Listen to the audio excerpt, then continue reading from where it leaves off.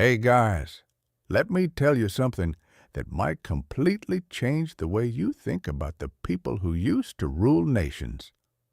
When most of us picture a king or an emperor, we immediately imagine crowns resting heavily on royal heads, velvet robes sweeping across marble floors, armies marching at a single command, and decisions that shape the fate of millions. And look, all of that is true in the history books, but if you actually zoom in on what these rulers were doing on a Tuesday morning, you will quickly realize that the people in charge were often making some of the most baffling, inconvenient, and quietly ridiculous choices of their time. You would expect absolute power to come with absolute sense, but instead, it frequently came with absolute confusion. All elaborate ceremonies that went on for hours just to decide which chair to sit in, dietary restrictions that made perfectly good food taste like boiled leather, and fashion mandates that required 3 assistants just to help a sovereign walk down a hallway. It is all terribly fascinating when you strip away the dramatic music and the painted portraits, because underneath all the gold leaf and silk, you find human beings who were just as susceptible to eccentricity, stubbornness, and oddly specific preferences as anyone else, except their whims required dozens of people to drop everything they were doing just to accommodate them. So, grab a warm blanket, settle into your favorite chair, and let me take you on a long, quiet walk through the surprisingly exhausting, mildly disappointing, and deeply cozy absurdity of the lives of the powerful. You might even find yourself nodding along and realizing that modern bureaucracy and pointless meetings have very old roots. Let us start by stepping into the ancient world, where the very first kings were still figuring out what it actually meant to be in charge without an instruction manual. You would think that controlling vast irrigation systems, managing grain stores, and keeping hundreds of people employed would keep a ruler fairly occupied. But instead, many of them spent a remarkable amount of time inventing rituals that served no practical purpose whatsoever. Take the early Mesopotamian palaces, for instance. These were not just administrative centers, they were elaborate ecosystems of etiquette. A king could not simply wake up, stretch, and decide to have breakfast, and he had to undergo a series of purification rites that involved washing in specific bowls of water that had been carried from particular rivers on particular days of the month, sometimes by barefoot attendants who had to walk backward, so the water would not be offended by a forward-facing gaze. And if you're wondering whether the water actually came from the right river, well, palace scribes spent entire afternoons checking calendars, consulting astrological charts, and arguing quietly in corridors about whether Jupiter was in a favorable position to permit the ruler to touch a fig. Meanwhile, in the kitchens, cooks were carefully preparing meals that had been deemed auspicious for the season, which meant that perfectly good lamb might be refused entirely because it was Tuesday, and Tuesday belonged to lentils. You can almost hear the quiet sighs of the servants as they swapped out one perfectly roasted leg for another perfectly roasted bowl of porridge, all because an astrologer had mumbled something about the alignment of clouds. It sounds dramatic, but in practice it just meant the royal household ran like a very slow, very meticulous clock that occasionally refused to tick because a shadow fell on a courtyard at the wrong angle. And then there was the matter of clothing. You would imagine that a ruler would choose whatever felt comfortable, but comfort was rarely on the table when you had a divine mandate to maintain cosmic order. The crowns and headdresses worn by ancient sovereigns were not designed for ergonomics. They were designed for verticality. Picture a heavy gold band, sometimes lined with layers of wool and leather, sometimes topped with towering crests made of feathers, bronze, or dyed wool that could easily catch a strong breeze and turn a mourning procession into a balancing act. These were not accessories you could adjust with a quick tug. They required specialized attendants who knew the exact pressure points on the scalp and the precise angle needed to keep the ornament from sliding forward while the king tried to nod politely at an ambassador. The weight alone could cause persistent neck fatigue, which led to the bizarre tradition of having servants massage the ruler behind the ears between audiences. This was not a luxury spa treatment. It was a structural necessity. If the king complained of stiffness, it was treated as a minor cosmic disturbance, which meant the court physicians would prescribe herbal pastes, warm baths at specific temperatures, and sometimes complete silence in the palace throne room for 3 entire days. Imagine sitting in an enormous stone hall, listening to the distant drip of water from a courtyard fountain, knowing that if you shifted too loudly, someone would have to file a report with the chief astronomer. It was quiet work, terribly monotonous and deeply inefficient, but it created this strange atmosphere of deliberate slowness that made every action feel meaningful, even if that action was just drinking a cup of barley water without making a sound. Dining etiquette followed the same pattern. A royal meal was never just about eating.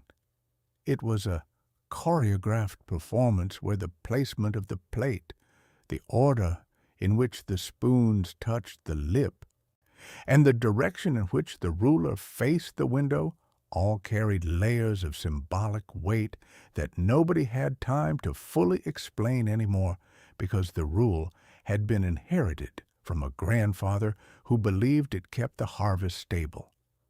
Servants moved through the dining halls like dancers in a slow practiced routine, carrying trays with perfectly measured portions, stepping over woven rugs that had been arranged to align with the cardinal directions.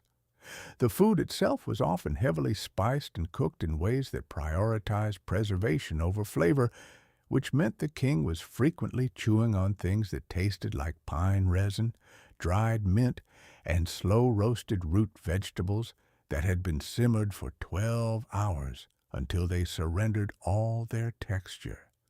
And yet, everyone pretended it was the height of culinary refinement.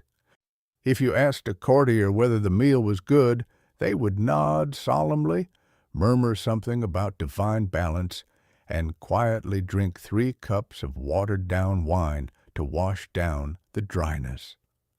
The king would do the same, occasionally pausing to gaze at a decorative tapestry on the wall as if it held the secrets of the realm, when in reality it just showed a hunting scene that someone had copied from an older tapestry that had moths in it.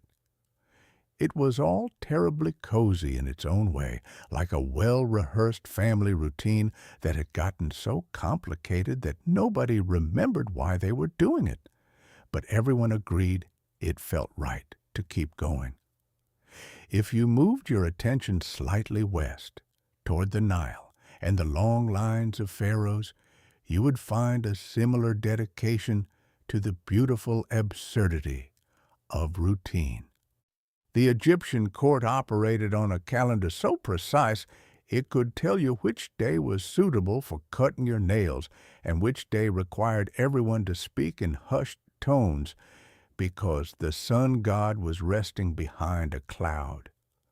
The pharaoh was considered a living deity, which sounds incredibly powerful until you realize it meant his daily schedule was managed by priests who treated time itself as a fragile object that could shatter if rushed.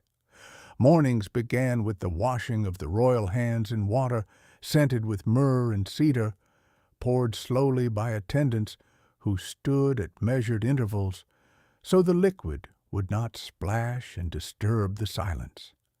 Then came the dressing, which involved linen garments so finely woven they were practically transparent, layered over undertunics, and secured with sashes that had to be tied using a knot that symbolized eternal stability. This knot could not be tied quickly. It required patience, breath control, and occasionally a small wooden tool shaped like an ank that was used to pull the fabric through just right. If the knot came loose later in the day, it was not simply retied.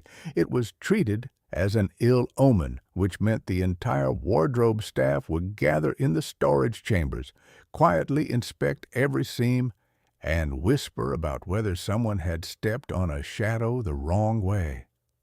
The pharaoh would then sit patiently, reading reports about grain yields, nodding occasionally, while 3 men gently adjusted his shoulder drape so the pleats would catch the morning light exactly as they were supposed to. The seating arrangements alone could take weeks to finalize for formal audiences. The throne was never just a chair.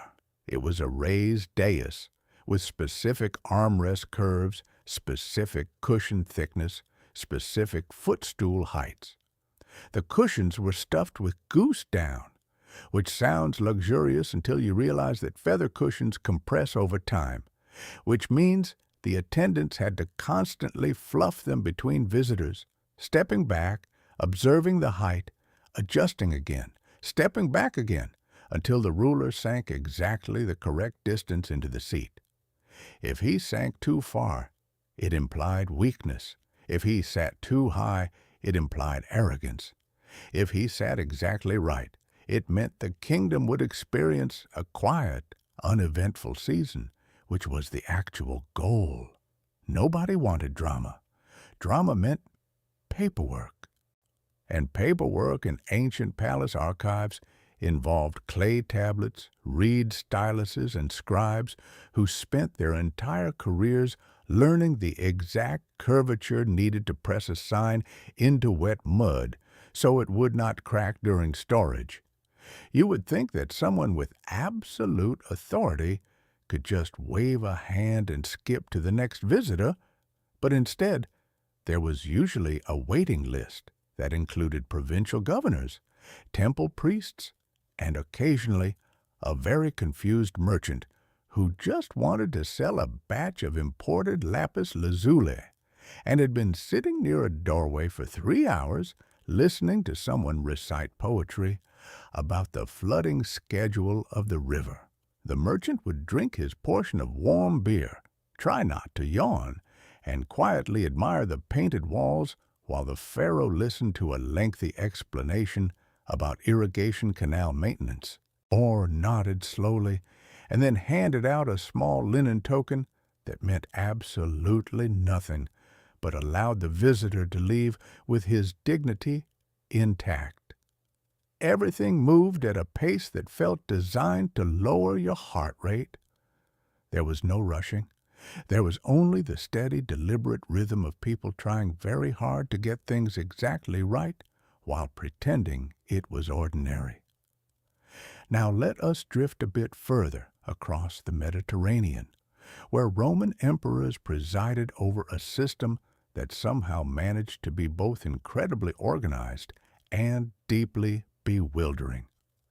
You might assume that running a massive empire required constant action, but a remarkable portion of imperial energy went toward managing social positioning, which meant designing seating charts, dress codes, and greeting protocols that were so complex they required professional etiquette trainers. The dinner invitations alone were architectural undertakings. A banquet was never just a gathering where people ate and talked. It was a spatial arrangement that communicated your exact rank, your relationship distance from the center, and whether you had recently done something mildly impressive or mildly disappointing. The emperor reclined on a central couch, obviously, but the person sitting directly to his left was not simply a friend.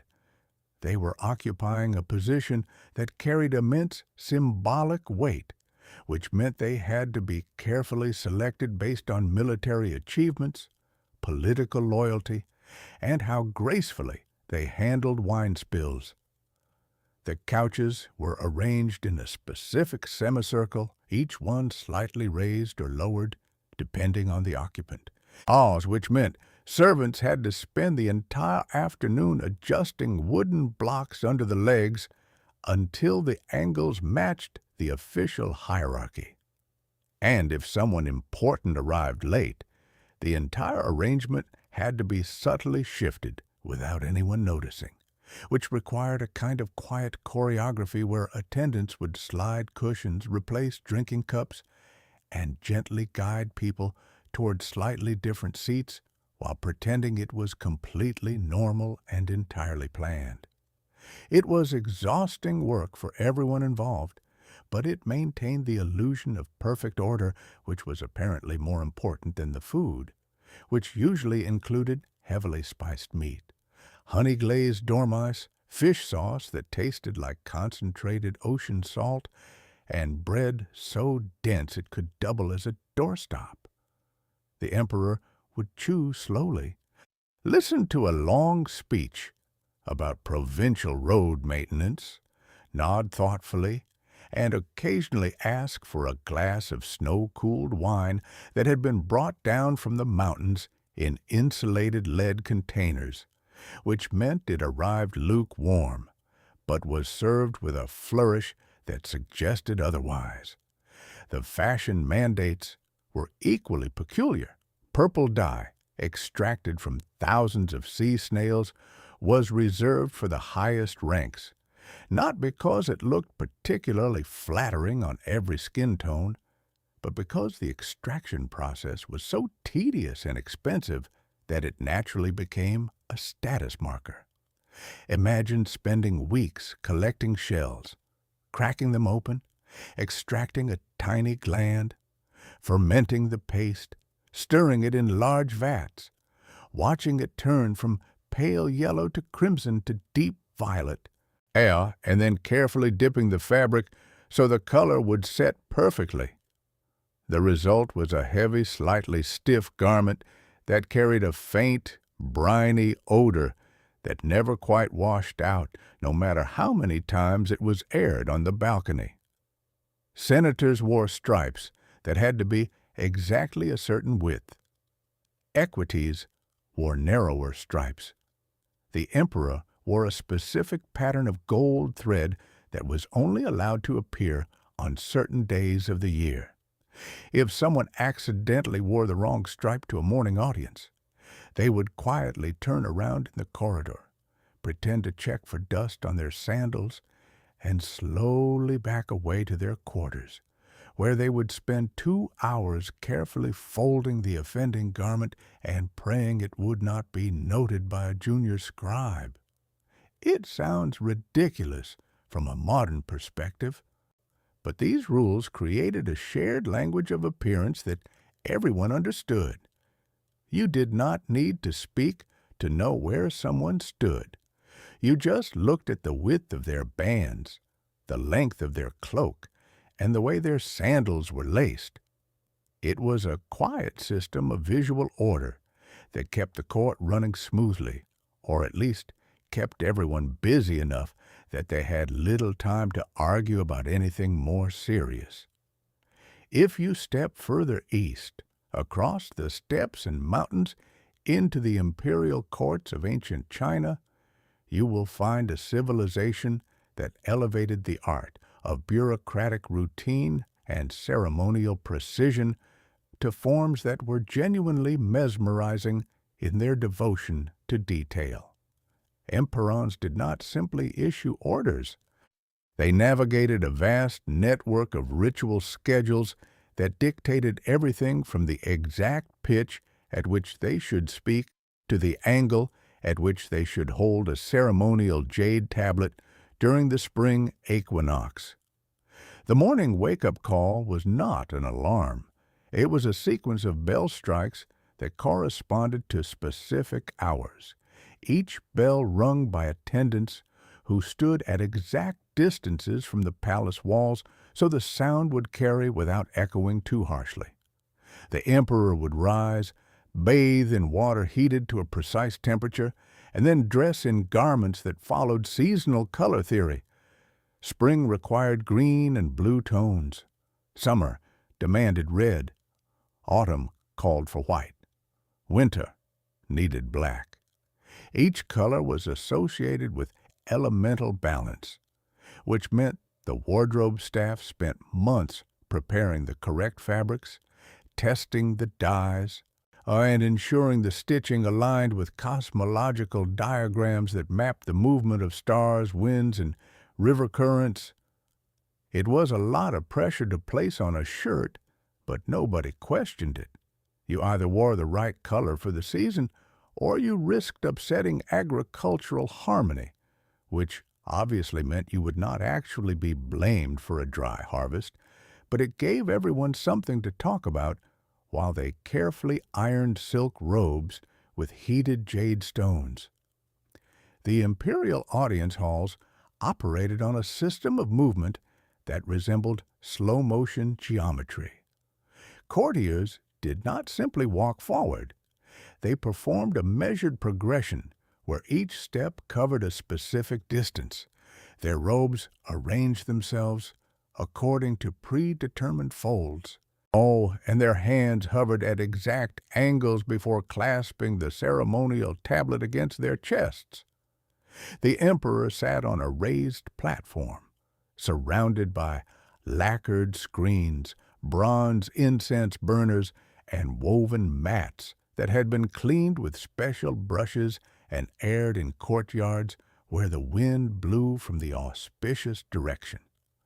When a minister approached, he would kneel, bow his head to the ground, wait for the correct beat of silence, and then begin reciting memorials about local tax adjustments, bridge repairs, or grain storage inspections.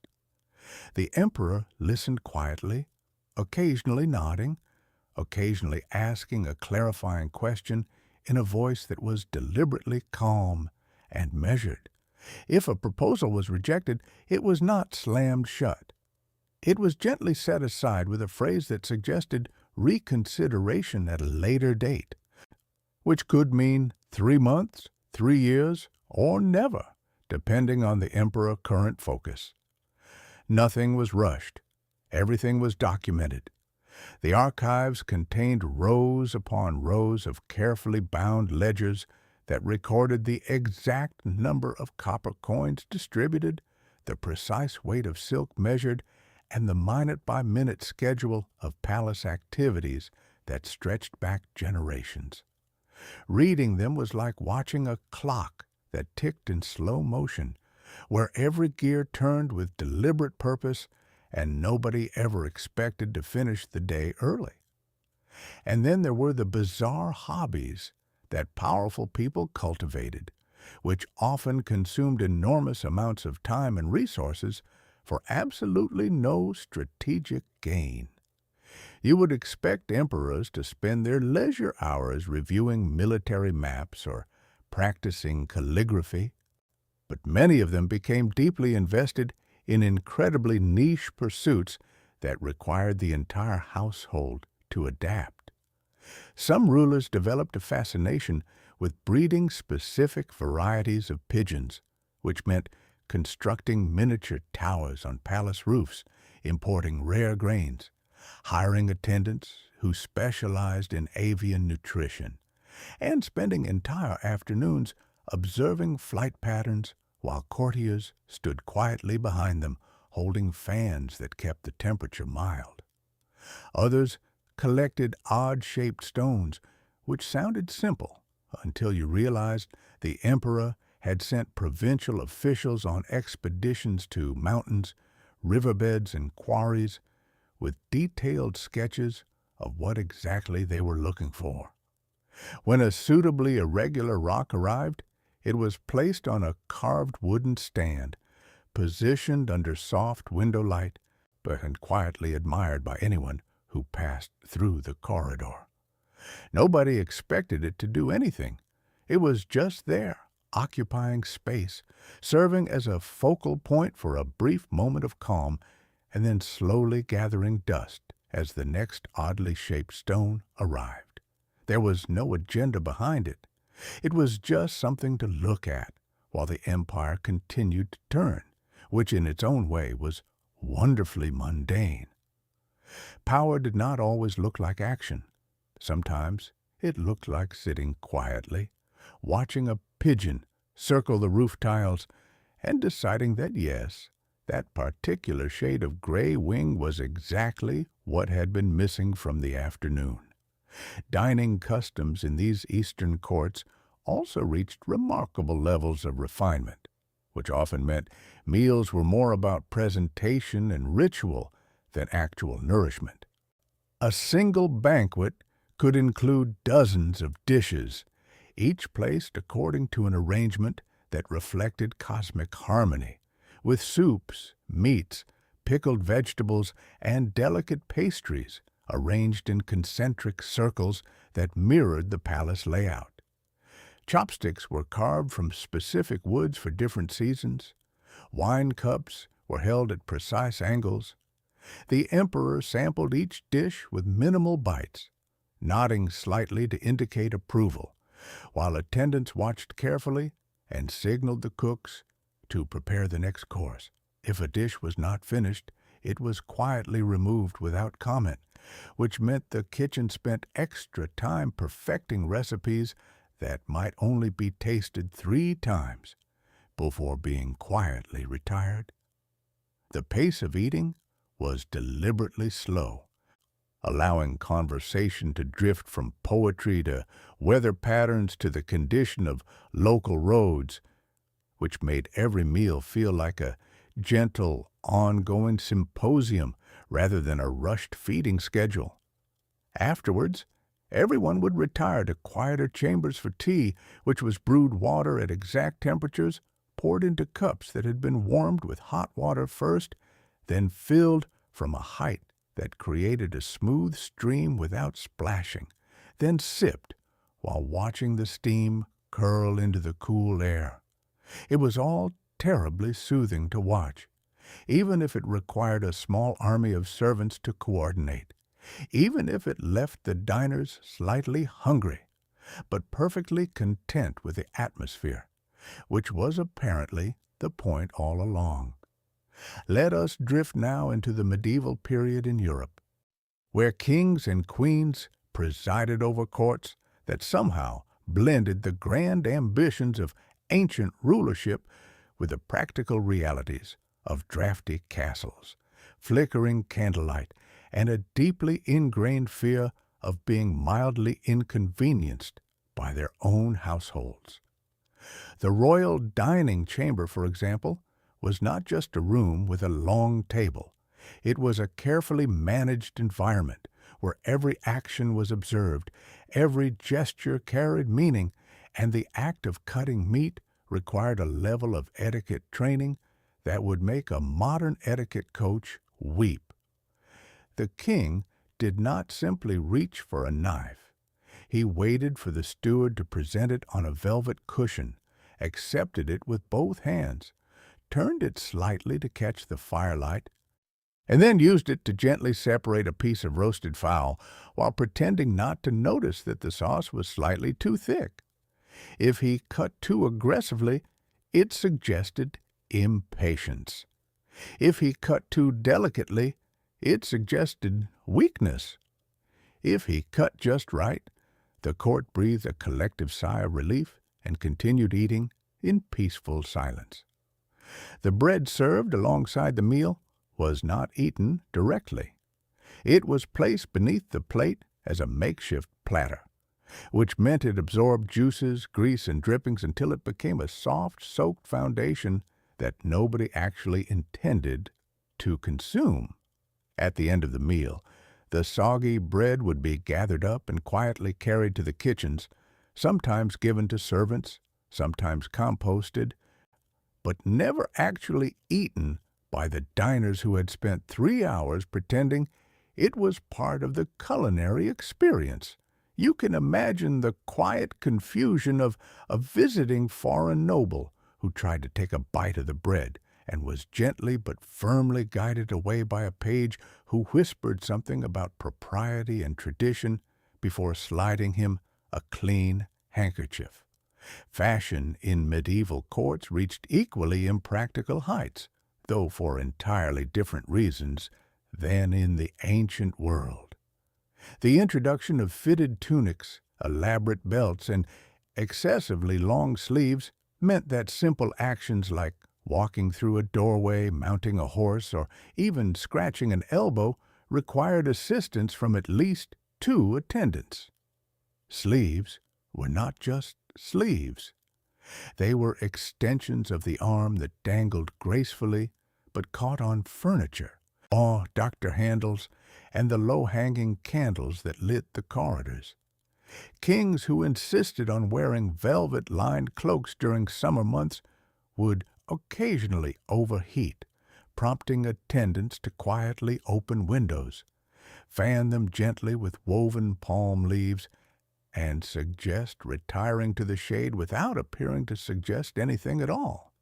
Hats were equally problematic. Tall, stiffened crowns or soft, draped hoods had to sit perfectly to maintain dignity, which meant the wearer could not lean forward, tilt their head too quickly, or engage in sudden movements. Everything had to be measured, balanced, and executed with deliberate grace. If a hat slipped during a ceremony, it was not simply adjusted. It was retrieved with slow steps, brushed carefully, and returned to the head as if it had never moved, while the audience pretended not to notice the momentary disruption in the visual harmony. It was all terribly exhausting, but it created a rhythm that felt deliberate, almost meditative, like a slow dance where everyone knew their steps and nobody wanted to rush. The sleeping arrangements of powerful people were equally strange.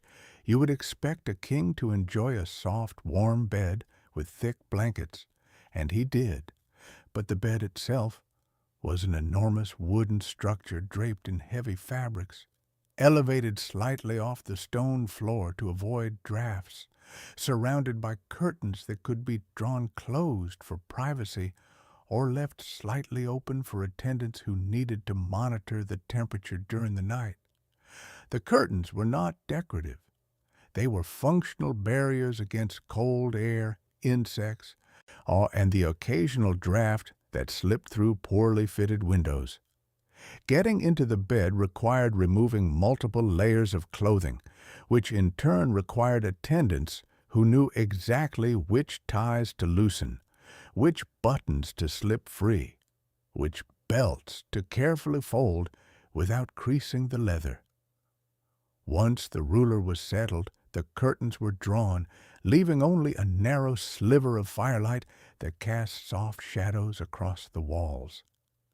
The attendants would then quietly take up positions outside the door or in a nearby antechamber, listening for signs of restless turning, occasionally stirring, or requests for another blanket. The night passed slowly, punctuated by the crackle of embers, the distant bark of a courtyard hound, the soft footsteps of pages on worn stone. Sleep was not always easy. The heavy bedding trapped heat. The stiff mattresses required constant fluffing.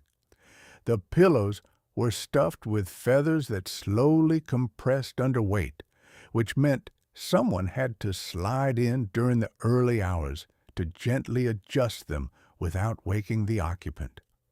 It was uncomfortable by modern standards, but it created a sense of enclosure that many found strangely comforting, like being wrapped in a quiet, heavy cocoon that kept the cold world at bay. Royal hobbies in medieval Europe often revolved around animals, particularly birds of prey, which required an entire infrastructure of care, training, and scheduling that had nothing to do with actual warfare. Falconry was not a quick afternoon activity.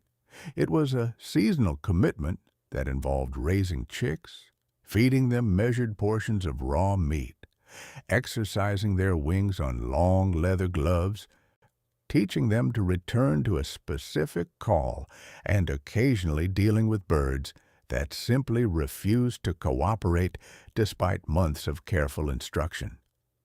The king would ride slowly through open fields, a hooded bird perched calmly on a padded mitt, while attendants rode alongside carrying spare gloves, water, and small treats for successful returns. If the bird flew off and did not return, there was no panic. There was only quiet acceptance, a gentle adjustment of plans, and a respectful acknowledgment that nature does not always follow schedules. Other rulers became fascinated with breeding hounds, which meant constructing kennels with specific ventilation, designing diets that prevented illness, hiring keepers who could identify each dog by markings and temperament, and spending entire mornings watching packs chase scents across dewy grass. The dogs were not weapons. They were companions, living things that required patience, gentle correction, and consistent routine. A king who cared for his hounds well earned quiet admiration from the court, not because it demonstrated power, but because it demonstrated steadiness, which was apparently highly valued in a world where unpredictability was constant. Gardening also became a favored pursuit, though not in the casual sense of planting a few roses near a courtyard wall. Royal gardens were carefully mapped spaces where plants were arranged according to geometric patterns, seasonal blooming schedules, and medicinal properties that might or might not actually work. Gardeners studied soil composition, tested drainage, transplanted seedlings with wooden trowels, pruned branches at precise angles, and recorded which herbs thrived in shaded corners and which needed full sun. Kings would stroll through these gardens slowly, examining leaves, touching petals, occasionally pausing to watch bees drift between blossoms. There was no agenda. There was only observation, quiet breathing, and the gentle rhythm of growth that happened regardless of political tensions or administrative delays. If a storm damaged a section, it was not mourned. It was simply rebuilt, rearranged, and allowed to recover at its own pace. If a particular variety did not bloom as expected, it was noted, adjusted, and given another chance next season. The garden did not hurry. It did not argue. It simply existed, slowly turning seeds into foliage, which made it an ideal refuge for rulers who spent most of their days navigating complex social expectations and endless paperwork.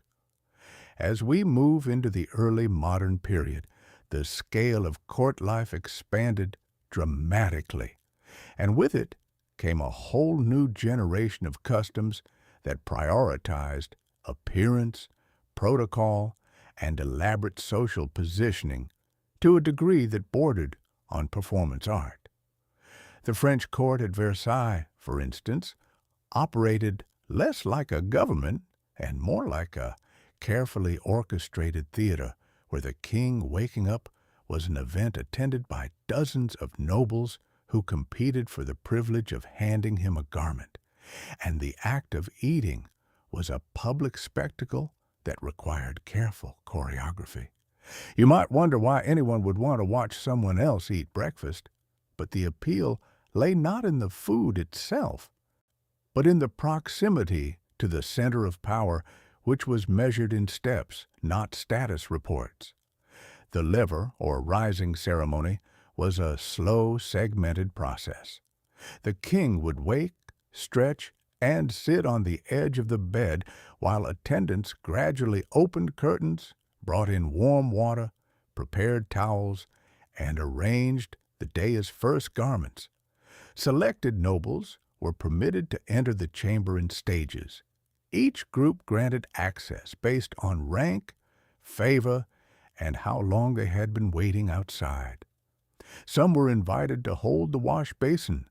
Others were allowed to hand over a comb. A lucky few might stand quietly near the wall while the king dressed, occasionally offering a polite nod that meant everything and nothing at all. It was terribly inefficient, but it created a daily rhythm that kept the aristocracy occupied, invested, and quietly convinced that their presence mattered.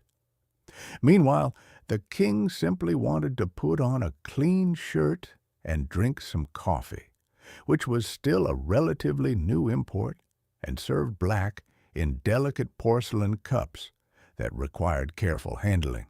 The coffee itself was bitter, slightly grainy, and completely foreign to palates accustomed to spiced wine. But it was fashionable, which meant it was consumed with quiet appreciation regardless of taste. The fashion of this era took impracticality to new heights. Wigs became enormous structures made of human hair, horsehair, or silk threads, styled into towering shapes secured with flour-based powder that left a fine white haze over everything it touched. These wigs were not lightweight. They required careful balancing, regular cleaning, and occasional reinforcement with hidden wire frames to maintain their shape. A single wig could take days to construct, hours to style, and constant maintenance from specialized attendants who carried small combs, brushes, and tiny bottles of scented powder to refresh the style before important appearances. Wearing one meant you could not move suddenly. You could not walk quickly in a windstorm. You could not lean back without checking for nearby furniture that might disturb the carefully arranged curls. If the powder fell onto your coat, it was simply brushed off. If it drifted onto the floor, servants swept it up with quiet efficiency. It was messy, expensive, and entirely unnecessary, but it created a uniform look that distinguished the fashionable from the plain, which apparently justified the inconvenience. Beneath the wigs, faces were carefully powdered, cheeks lightly tinted, eyebrows subtly defined, and lips given a faint hint of color to create a composed, ageless appearance that suggested perpetual control. It was makeup, but it served the same function as armor, creating a smooth surface that hid fatigue, stress, and the occasional pimple from view. Everyone looked slightly unreal, slightly painted, slightly detached, which fit perfectly with the atmosphere of a court where appearance was currency and subtlety was survival. Dining reached its peak of formality during this period, with banquets stretching across hours and featuring course after course that were presented, admired, and barely consumed. Tables were arranged in long rectangles, covered in white linens that were changed between meals to prevent staining, or set with silverware that had to be aligned precisely, decorated with centerpieces that sometimes included elaborate sugar sculptures, miniature landscapes, or towers of fruit arranged in cascading patterns that required careful construction and even more careful disassembly when the meal ended. The food was heavily seasoned, often sweet and savory in equal measure, served on dishes that were kept warm over small braziers or insulated with cloth covers until the exact moment they were unveiled. The king would take a few bites from each plate, nod politely, and occasionally comment on the preparation, which was interpreted as high praise. Most of the food was then quietly removed, sometimes shared with staff, sometimes discarded, because the point was never hunger satisfaction. The point was presence, performance, and the quiet affirmation of order. If a guest lingered too long over a dish, it suggested greed. If they barely touched anything, it suggested disdain. If they ate just enough to appear appreciative without appearing eager, they had mastered the delicate art of court dining, which was apparently a highly valued skill. Conversation drifted through the hours, touching on literature, theater, weather, hunting conditions, and the occasional diplomatic rumor that was half true and half invented. Voices were kept low, laughter was restrained, interruptions were avoided, and silences were filled with the soft clinking of silver against porcelain, the gentle pouring of wine, the quiet rustle of silk sleeves as arms adjusted to reach for another slice of cake. It was all terribly slow, slightly tedious, and deeply soothing in its predictability, like a well-oiled machine that moved forward regardless of whether anyone actually needed to get somewhere. Let us now wander into the private chambers of these rulers, where decisions were made in ways that seem almost comically arbitrary from a modern standpoint. You would assume that major policies required careful debate, written proposals, and extensive consultation, but a surprising number of choices were influenced by mood, superstition, and the quiet whims of advisors who knew how to phrase things correctly. A king might reject a perfectly sound infrastructure plan simply because it was presented on a day associated with bad omens, which meant the court astronomers would quietly adjust the calendar.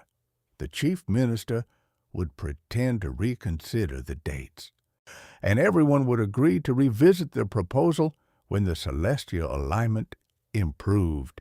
It sounds absurd, but it was a way of delaying decisions without appearing indecisive, a gentle pause that bought time without causing conflict.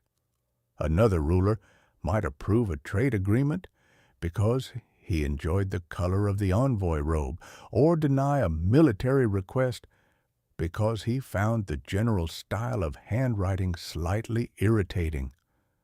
These were not official reasons, obviously. They were the quiet undercurrents that shaped outcomes, while official documents listed logistics and strategic advantages. The paperwork looked rational, the process felt intuitive, and sometimes intuition won, which meant a province quietly received funding it needed, while another waited patiently for years, neither knowing whether the delay was calculated or completely accidental. It created a world where planning was possible, but certainty was rare, and everyone learned to adapt to the gentle unpredictability of power. Religious customs added another layer of quiet complexity to royal life. Rulers were expected to attend daily services, participate in seasonal festivals, and maintain a visible piety that reassured the public without requiring genuine theological debate. The chapel was a calm space with high ceilings, stained glass that filtered light into soft colors, wooden pews worn smooth by generations of careful sitting, and incense that hung in the air like a quiet veil. The king would enter, bow slightly, take his place in the designated seat, and listen to the steady rhythm of prayers, hymns, and readings that had been recited for centuries in nearly the same order. Attendance was mandatory, but participation was flexible. Some rulers closed their eyes and listened intently. Others stared at the architecture and counted the number of stone arches. Many simply sat quietly, letting the voices wash over them while thinking about the day's schedule, the weather, or whether someone had remembered to heat the library properly. It was not always spiritual. It was often structural, a daily reminder of continuity, a moment where the world paused, where voices blended into harmony, where time slowed just enough to make the afternoon feel manageable. If the service ran long, nobody complained. They just adjusted their plans, shifted their meetings, and accepted that the divine schedule occasionally overlapped with the administrative one. It was all part of the rhythm, part of the quiet acceptance that some things could not be rushed. Some things simply had to be observed, and some things would continue long after everyone in the room had gone. Even the architecture of these palaces reflected the same dedication to deliberate inconvenience. Grand staircases were built with wide, shallow steps that looked majestic but required careful footing to avoid tripping. Long corridors were designed to create processional routes that took 20 minutes to walk at a dignified pace, ensuring that appearances were properly staged and arrivals felt momentous.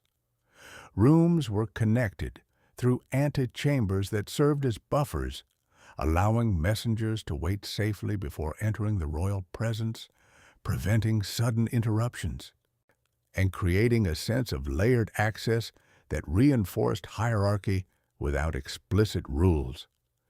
The windows were large, but often positioned to avoid direct sunlight falling on valuable tapestries or painted ceilings, which meant the rooms stayed dim even in summer, lit by candles or lamps that cast soft, flickering shadows.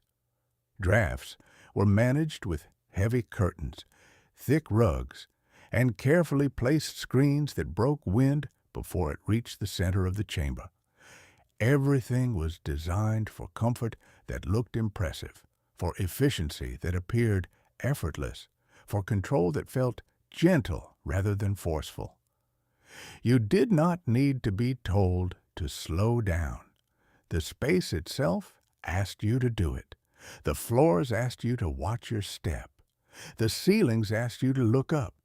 The doors asked you to pause before entering. It was architecture as etiquette, environment as instruction, and it worked beautifully for people who appreciated quiet structure over sudden action. Let us return now to the everyday routines that filled the spaces between grand ceremonies, the unglamorous hours where power was maintained through paperwork, correspondence, and minor adjustments that rarely made it into official chronicles but kept the household functioning nonetheless. The royal secretary was a figure who spent most of the day sitting at a wooden desk, surrounded by stacks of letters, invoices, reports, and requests that arrived from every direction. He did not make decisions. He organized them. He sorted correspondence by urgency, filed complaints by category, drafted polite rejections for impossible requests, and prepared summaries for the king to read during quiet afternoons. He used ink that occasionally smudged if the weather was humid, pens that required frequent dipping, paper that was sometimes slightly rough along the edges, and seals that had to be pressed firmly but not too firmly, lest they crack or stick to the drying surface. His hands developed calluses. His eyes grew tired. His back ached from leaning forward to read fine handwriting that varied dramatically depending on whether the sender was an educated scholar, a hurried merchant, or a provincial official who had hired a local scribe with questionable training. He rarely complained. He simply adjusted his seating position, requested warmer lighting, and continued sorting through pages that documented the quiet machinery of governance, which was mostly just people asking for things, explaining delays, reporting minor successes, and hoping for favorable responses. When the king finally picked up a stack of letters, He would read them slowly, occasionally pausing to ask a clarifying question, occasionally nodding in agreement, occasionally setting a page aside with a gentle note that it could wait until next month. Nothing was rushed. Everything was acknowledged. The secretary would carefully record the responses, file originals away, draft replies in careful script, and send everything back through the antechamber where it would be collected by messengers who rode carefully over uneven roads, sometimes arriving a week later, sometimes two, depending on weather, bridge conditions, and whether they happened to meet a traveling merchant who could share the journey. It was slow, inefficient by modern standards, but it created a steady flow of communication that kept the realm connected through patience rather than speed. The financial management of the court followed a similar pattern of careful, deliberate tracking. Treasurers spent their days counting coins, weighing precious metals, recording expenditures, and balancing ledgers that stretched back for generations. The coins arrived in leather pouches, tied with string, stamped with official seals, and poured onto wooden boards for manual counting. Every coin was checked for weight, authenticity, and condition.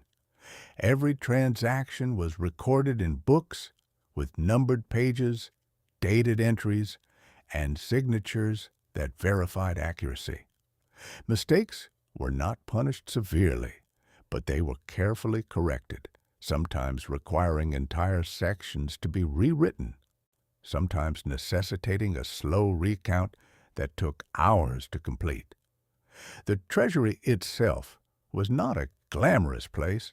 It was a secure room with thick walls, iron-reinforced doors, shelves lined with leather-bound volumes, and desks arranged in careful rows where clerks sat quietly, writing numbers, checking calculations, and occasionally discussing exchange rates with hushed voices. There was no urgency.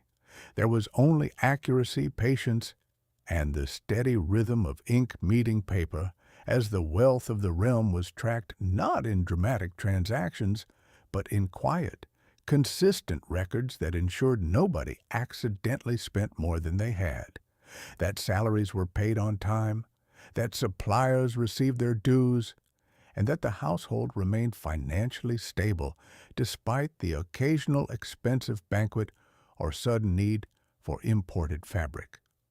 It was boring, deeply repetitive, and entirely essential, which is perhaps why it was entrusted to people who valued routine over recognition. The stables, meanwhile, operated with their own careful rhythm, where horses were not just transportation, but carefully managed companions that required daily attention, scheduled exercise, measured feeding, and regular grooming that kept them calm and responsive. Grooms arrived early, sweeping the floors, replacing bedding, checking water troughs, and opening doors just enough to let fresh air circulate without creating drafts. The horses waited patiently in their stalls, occasionally shifting their weight, occasionally flicking their ears, occasionally nudging the wooden partitions with mild curiosity. They were brushed with soft tools, their hooves checked for cracks, their manes carefully combed, their coats cleaned until they gleamed faintly in the morning light. Riding schedules were planned around weather, court appearances, and the physical condition of each animal. Some were designated for ceremonial processions, where they were kept calm, walked slowly, and trained to remain still while wearing decorative blankets that covered their backs. Others were assigned for longer journeys, where they were conditioned gradually, fed slightly heavier rations, and rested more frequently between segments. The riders themselves were careful not to push too hard, not to rush over uneven paths, not to force sudden stops that might startle the animals. Everything was measured, everything was gentle, everything was designed to maintain trust rather than dominance. If a horse refused to move, it was not punished. It was reassessed, walked in circles, given water, allowed time to adjust to the environment, and gently guided forward when ready. Patience was the primary tool, consistency the primary method, and mutual calmness the primary goal.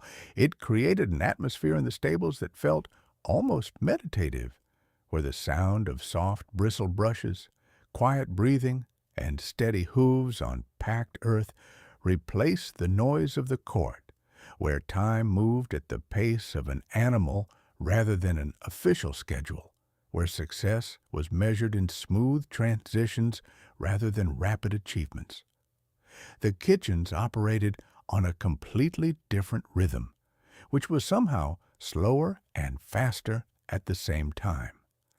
Preparations began hours before meals, with fires built in large hearths, water heated in heavy cauldrons, vegetables washed, chopped, sorted by size and type, and spices measured out in small wooden bowls. Meats were marinated, seasoned carefully, sometimes wrapped in cloth before roasting, sometimes suspended over embers, so the heat would cook them evenly without burning the surface. Breads were kneaded, left to rise, shaped, marked with decorative patterns, and baked until the crust crackled softly when tapped. The cooks worked quietly, communicating through gestures, nods, and occasional muttered instructions about timing, temperature, and which dish needed attention first. There was no shouting, there was no rushing, there was only the steady cadence of preparation, the gentle clinking of tools on stone, the occasional hiss of liquid meeting hot metal, the steady turning of spits that kept meat from drying out. When the meal was ready, and dishes were carefully carried to the serving hall, placed on heated stands, arranged in the prescribed order, and presented only when the timing matched the royal schedule. If the clock ran slightly late, the food waited. If the schedule shifted, the meals were adjusted, reheated gently, or set aside for staff consumption. Nothing was wasted, but nothing was rushed either. The kitchen existed to serve the rhythm of the court, not the other way around, which meant cooks learned to read signals, anticipate delays, and maintain readiness without anxiety. They developed quiet pride and consistency, in flavor balance that pleased the palate without overwhelming it, in presentation that looked elegant without drawing unnecessary attention. It was skilled work, deeply physical, and entirely unglamorous, all which made it easier to respect for those who understood what it actually took to feed a household that treated mealtimes as ceremonial events rather than simple nourishment. If you wander into the library, you will find another kind of quiet dedication, where knowledge was preserved through careful copying, gentle storage, and slow reading practices that prioritized comprehension over speed. Books were not printed. They were handwritten, often by scribes who spent years mastering specific scripts, learning how to space lines evenly, how to mix inks that would not fade, how to bind pages with thread that would hold without tearing. The library itself was a cool, dry space with tall shelves arranged by subject, ladders positioned carefully for access, and reading tables set near windows to catch natural light without exposing pages to direct sunlight that might bleach the ink. Scholars visited quietly, requested specific volumes, sat down, opened the covers gently, and began reading at a pace that matched the material, sometimes pausing to take notes, sometimes tracing lines with a finger to follow complex arguments. Sometimes simply sitting and absorbing the weight of accumulated thought that filled the room. The king would occasionally browse not for entertainment, but for quiet familiarity, flipping through pages of poetry, philosophy, geography, or administrative records that offered gentle distraction from daily pressures. He did not read quickly. He read thoughtfully, sometimes aloud in a low voice, sometimes in silence, occasionally pausing to consider a passage, turning back to reread a sentence, or setting the book down to look out the window and let his mind drift through the spaces the words had opened. It was not study in the academic sense. It was engagement, slow and deliberate, like walking through a familiar garden and noticing new details in the arrangement of branches that suddenly made sense. The library offered no urgency, no deadlines, no expectations beyond quiet presence, which made it a refuge for anyone who needed a moment to step outside the constant flow of requests and simply think. The music rooms added another layer of gentle structure to palace life, where performances were scheduled carefully, instruments maintained regularly, and melodies chosen to complement the atmosphere rather than dominate it. Lutes, harps, viols, and early keyboard instruments were tuned with patience, tested in quiet corners, adjusted for temperature and humidity, and played by musicians who understood that volume mattered as much as accuracy. A royal performance was never loud. It was restrained, carefully paced, designed to fill the space without overwhelming conversation, to provide rhythm without demanding attention. The king would listen quietly, occasionally closing his eyes, occasionally nodding in appreciation, occasionally asking for a specific piece that reminded him of a particular season or memory. The musicians would oblige, shifting keys, adjusting tempo, blending harmonies until the room felt balanced. If a string broke, it was replaced without comment. If a note was slightly flat, it was corrected in the next measure. Perfection was not the goal. Consistency was. Flow was essential. The music served as acoustic architecture, shaping the mood, softening edges, creating a background that made the air feel slightly warmer, slightly calmer, slightly more settled. It was art that did not demand applause, skill that did not seek recognition, just steady presence that reminded everyone that not everything had to be urgent, not everything had to advance an agenda, not everything had to prove something to someone. Sometimes a melody was enough to make an afternoon feel complete. Let us drift back to the gardens, which I mentioned earlier, but now in the context of early modern design, where paths were laid in symmetrical patterns, hedges were trimmed to precise heights, water features were positioned to reflect skylight at specific angles, and seating was arranged to maximize comfort without disrupting visual harmony. A stroll through these gardens followed a quiet routine. The king would walk slowly, breathing in the scent of damp earth, blooming flowers, and occasionally the faint herbal notes of rosemary or mint crushed underfoot. Gardeners maintained the space carefully, sweeping fallen leaves, pruning overgrowth, adjusting supports for climbing plants, and ensuring pathways remained level, despite shifting soil and seasonal rain. They worked quietly, occasionally conversing in low tones, occasionally pausing to discuss which varieties were thriving and which needed adjustment. They did not rush. They did not demand immediate results. They understood that growth followed its own timeline, that roots needed time to settle, that seeds required patience. That beauty emerged gradually through consistent care.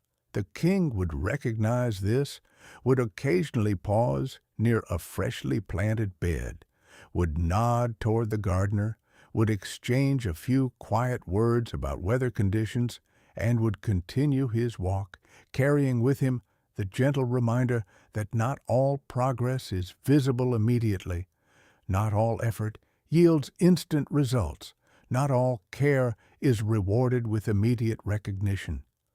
The garden did not care about schedules. It cared about conditions. It cared about consistency. It cared about the slow, steady work that builds something lasting without drawing attention to itself, which is perhaps why rulers found it so useful, why they returned to it repeatedly, why they used it to measure time not in hours but in seasons, not in days, but in gradual changes that accumulated quietly until the landscape looked entirely different from the one they remembered. The winter months brought a different rhythm to palace life, where cold drafts required thicker blankets, where hearths burned longer and brighter, where windows were covered with additional shutters, and where the pace naturally slowed to match the conditions outside. Snow fell lightly, covered rooftops, muffled footsteps, softened edges, and created a quiet insulation that made indoor spaces feel even warmer by contrast. Servants moved through corridors carrying extra wood, checking chimneys, ensuring fires remained steady, adjusting airflow to prevent smoke from lingering in rooms.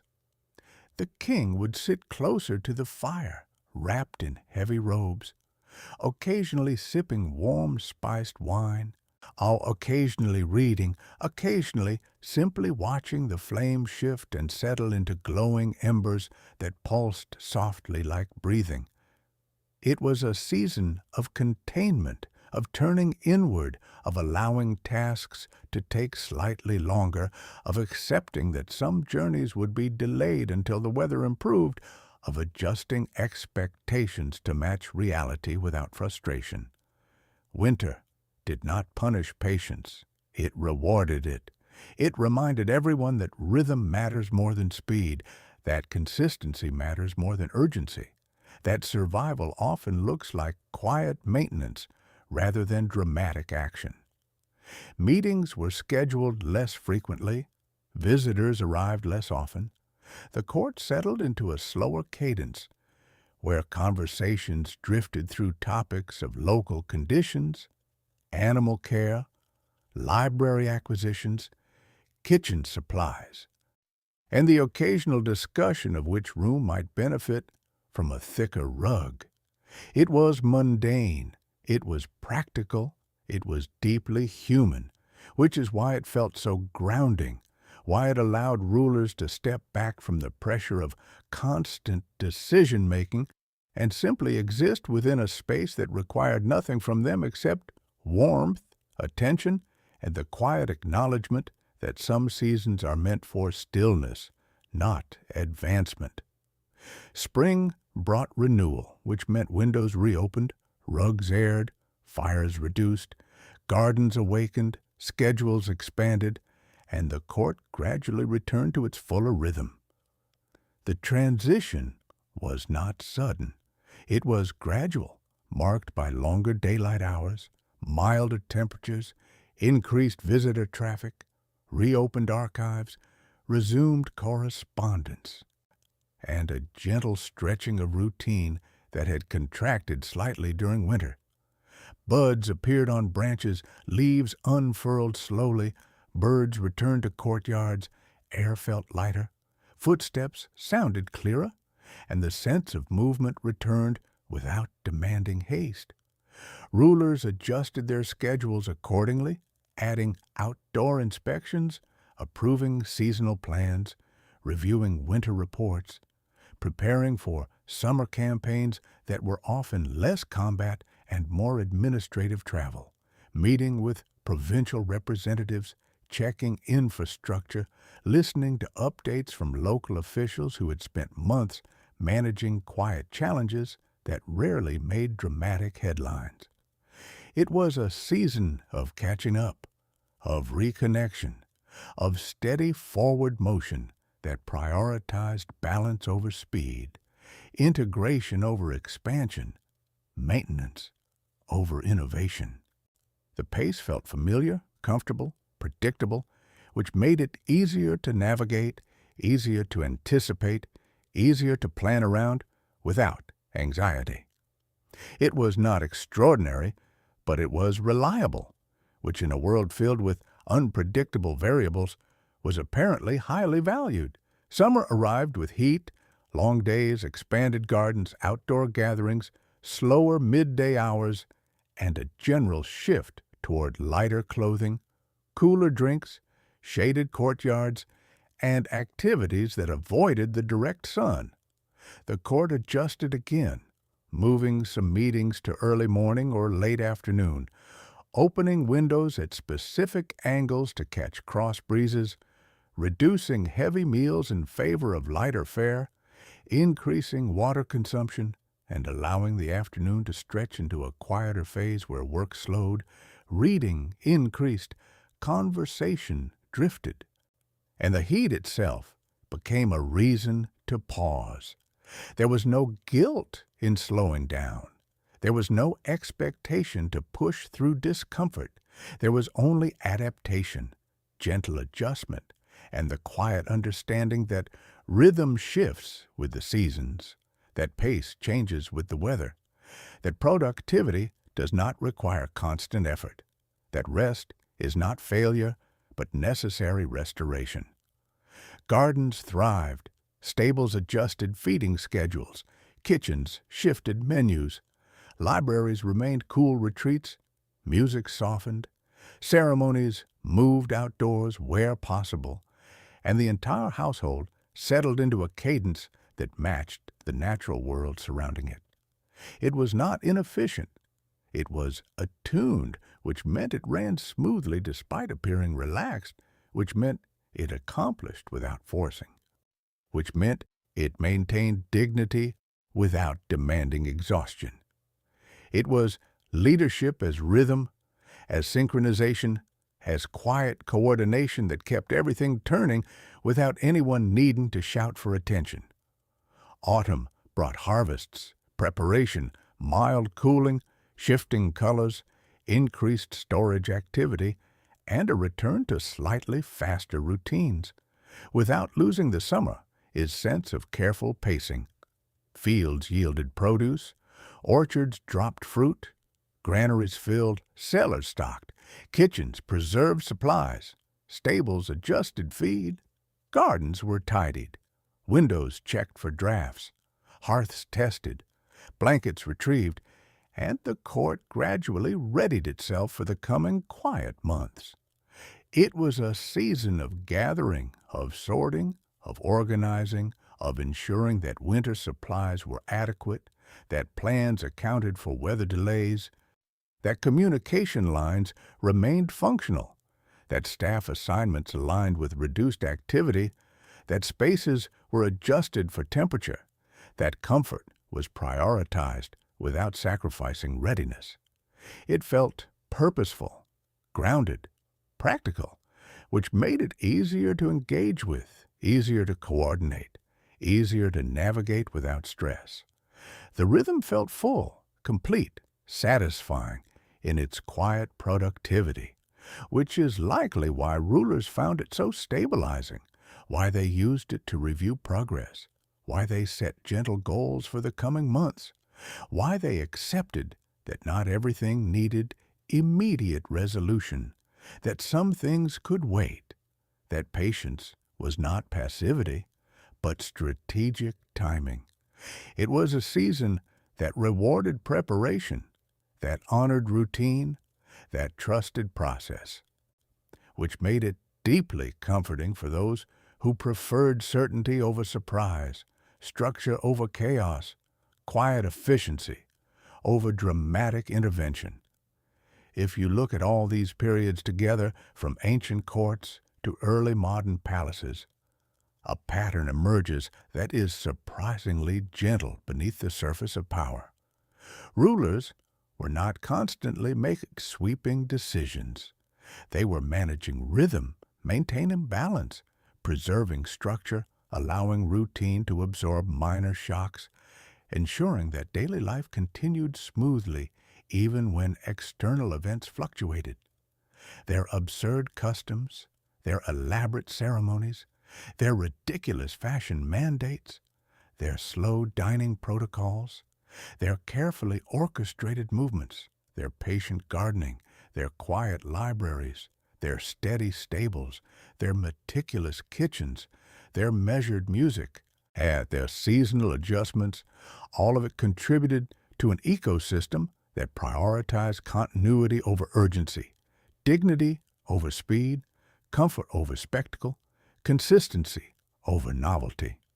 It was not glamorous, but it was functional. It was not efficient by modern metrics, but it was sustainable. It was not exciting, but it was deeply calming, which made it ideal for a channel like this, where the goal is not to thrill, but to settle, not to stimulate, but to soothe, not to overwhelm, but to gently occupy the mind with enough detail to keep it engaged, enough pacing to allow drift, enough familiarity to induce quiet sleep.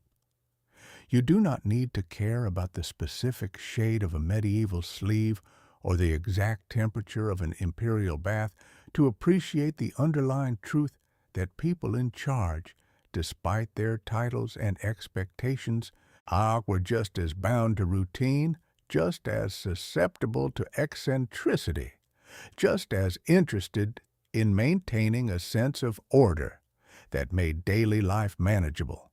They just had more assistants to help them adjust their hats, fluff their cushions, sweep their powdered wigs, trim their hedges, tune their lutes, count their coins, polish their silver, prepare their meals, and quietly remind them to breathe between audiences.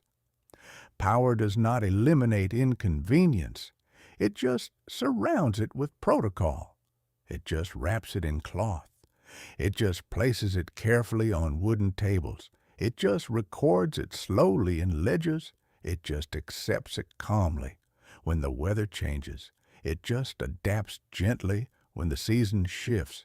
It just keeps moving forward at a pace that feels deliberate, intentional, unhurried, which is perhaps why we return to these stories, why we linger on these details, why we let them wash over us like soft rain, why we allow the weight of the past to settle around our shoulders like a familiar blanket, why we find comfort in the quiet absurdity of people trying very hard to get everything exactly right while pretending it was entirely normal. It was not. It never was. It was just another Tuesday, another careful stretch, another slowly turning page, another gentle step down a long corridor, another quiet moment where time paused long enough for everything else to catch up, for minds to settle, for bodies to relax, for breath to deepen, for eyes to close, for the steady rhythm of history to become the steady rhythm of sleep, carrying you forward without demand, without urgency, without expectation, just quiet presence, just gentle flow, just continuous movement through centuries of carefully arranged chairs, slowly brewed tea, softly played melodies, carefully tended gardens, patiently counted coins, quietly maintained stables, meticulously organized libraries, deliberately timed meals, gracefully adjusted garments, thoughtfully designed spaces, seasonally paced activities, routinely managed households, and endlessly repeated customs that never quite made practical sense but somehow kept everything turning smoothly enough that nobody needed to rush, nobody needed to panic, nobody needed to shout. Everybody simply adjusted, shifted, adapted, settled, breathed, watched, listened, waited, nodded, smiled faintly, turned another page, listened to another passage, felt another gentle draft close as the window shifted slightly with the wind. and let the quiet continue without interruption, without demand, without conclusion, because the past does not end.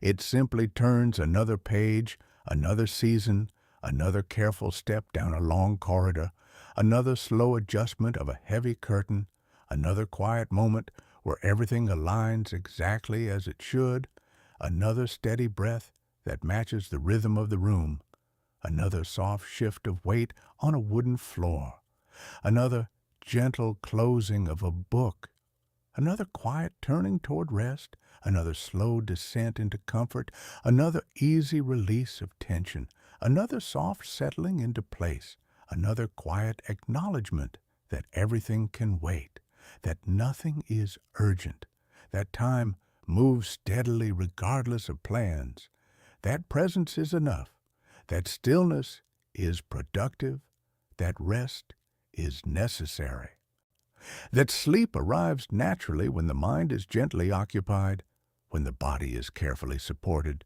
when the heart is slowly calmed, when the past is shared without pressure, when details unfold without demand, when rhythm guides rather than directs, when pace soothes rather than stresses, when words drift rather than strike, when sentences lengthen, when thoughts soften, when attention relaxes, when focus widens, when awareness settles, when quiet deepens, when shadows stretch, when embers glow, when curtains sway, when floors creak softly, when pages rustle gently, when footsteps fade, when doors close quietly, when space settles, when time slows, when breath matches rhythm, when mind follows flow, when body follows quiet, when sleep follows naturally, without effort, without force, without resistance, just steady continuation,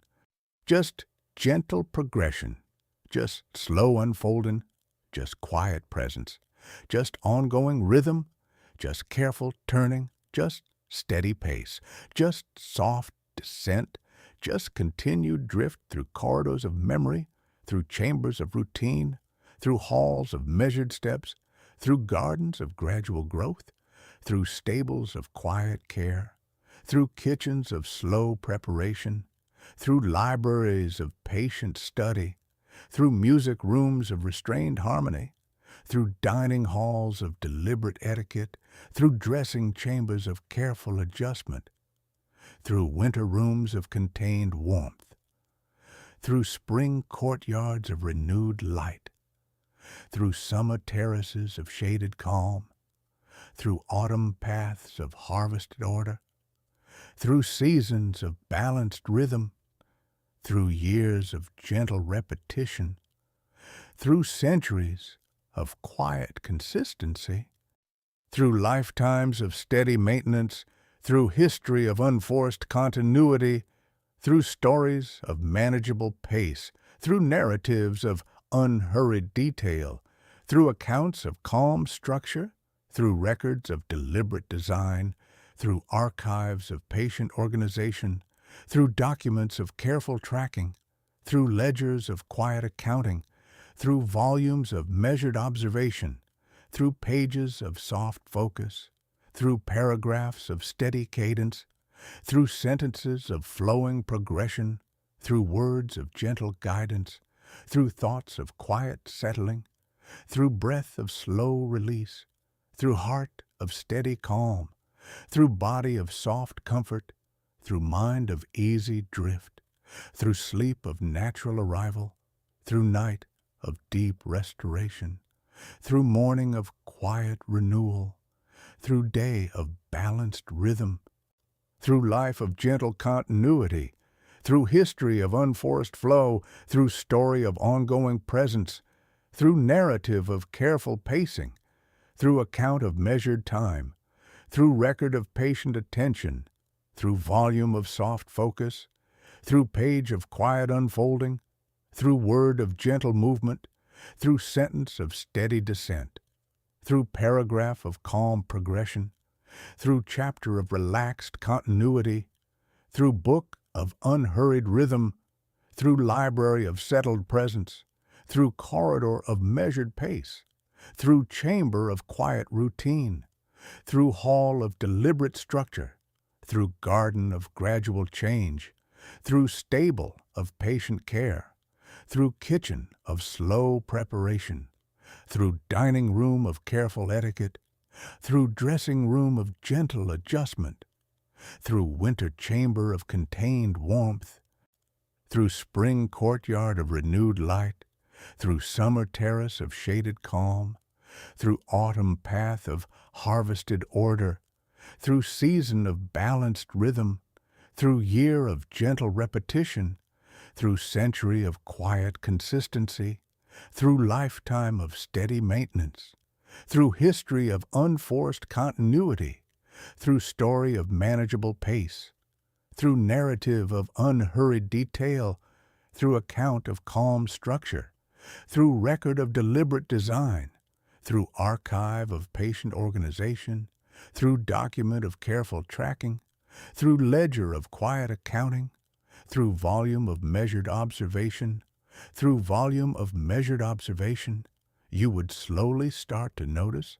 a very specific pattern emerging across every single palace, court, and royal residence in the world, which is that the people with the absolute most power, the ones who theoretically could do whatever they wanted whenever they wanted, spent the vast majority of their waking hours following a script that was rigid, mildly inconvenient, and deeply concerned with things that do not matter at all. You wake up in a royal bed, let us say in 17th century France, and the room is warm, the curtains are heavy, the air smells faintly of beeswax and dried lavender, and you are technically the Sun King, the center of the universe, the man whose word moves armies and redraws borders. But your first task of the day is absolutely nothing at all, because you have to wait for a committee. You lie there quietly while attendants begin filtering into the chamber in a strictly choreographed sequence, or starting with your valet de chambre, who is allowed to check if you are actually awake and breathing normally, followed by a handful of high nobles who hold the privilege of simply standing near the room entrance, then another layer of officials who are permitted to hand your shirt to your valet, and if you are especially tired or feeling particularly mild, you might decide to sleep in for another 10 minutes just to watch the social panic ripple through the room as minor dukes quietly adjust their posture and recalculate their chances for a moment of eye contact. This is not dramatic. There are no trumpets. No one is executing anyone. It is just a group of grown men in expensive wool and lace standing around watching another grown man slowly sit up in bed, all waiting their turn to participate in the deeply boring reality of pulling a cotton sleeve over an elbow. The privilege of handing the king his left sleeve is fiercely debated in whisper networks across the palace, and the man who gets it feels an enormous sense of quiet dignity about it, while the man who misses it feels a mild sense of disappointment he will carry through lunch, and everyone involved pretends that this is exactly how civilization is supposed to function. You slide your feet into embroidered slippers that have been warmed by a servant's hands, though honestly they cool down the second they touch the marble floor, and you stand up and the whole room adjusts its breathing to your posture. It is strangely cozy in a way, like being the main character in a very long, very slow play where the director forgot to leave any room for improvisation.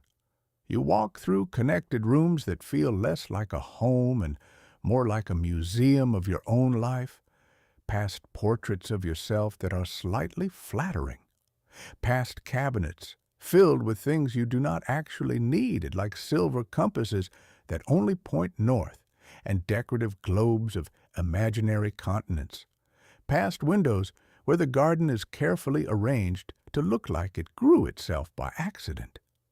A secretary approaches at exactly the third knock to ask if you want to review a trade treaty, or watch the courtiers pretend to discuss architecture, and you choose neither because it is slightly too early for either.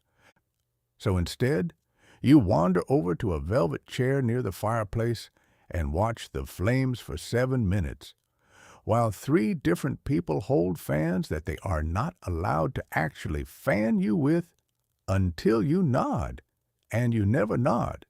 So the fans just stay suspended in the air like very expensive leaves. This is what it meant to be powerful for centuries, not in the way of battles and speeches, but in the quiet, exhausting rhythm of being watched while you tie a ribbon, of being documented while you sip lukewarm broth, of having your every minor preference recorded in ledgers that will eventually be shelved in a basement nobody visits anymore. It feels less like ruling and more like being the curator of your own museum, where the exhibits are your own habits, and the visitors are just hoping to catch a glimpse of how you brush your teeth. The dining routine is where this gentle absurdity really begins to stretch out and settle into your bones. Because, historically speaking, eating a meal in front of a room full of people who are not allowed to eat is one of the most consistently bizarre traditions the powerful ever decided to keep, mostly because it serves absolutely no practical purpose, and everyone just does it anyway. You sit at the long mahogany table. The silverware is laid out in a pattern that suggests geometry is more important than appetite, and the food arrives in a procession, covered dishes carried by servants who walk in perfect unison, each step calculated to avoid clinking, each pause timed to let you appreciate the anticipation. The first dish is roasted game, maybe partridge or pheasant, all cooked perfectly 3 hours ago and now sitting at a temperature that is somewhere between room temperature and polite regret, which is the traditional state of royal food in most centuries. You take a bite, you nod slightly to show approval, and the scribe in the corner marks it down in the daily log as approved by the crown, a note that will mean absolutely nothing to anyone ever, but must still be written in very neat cursive.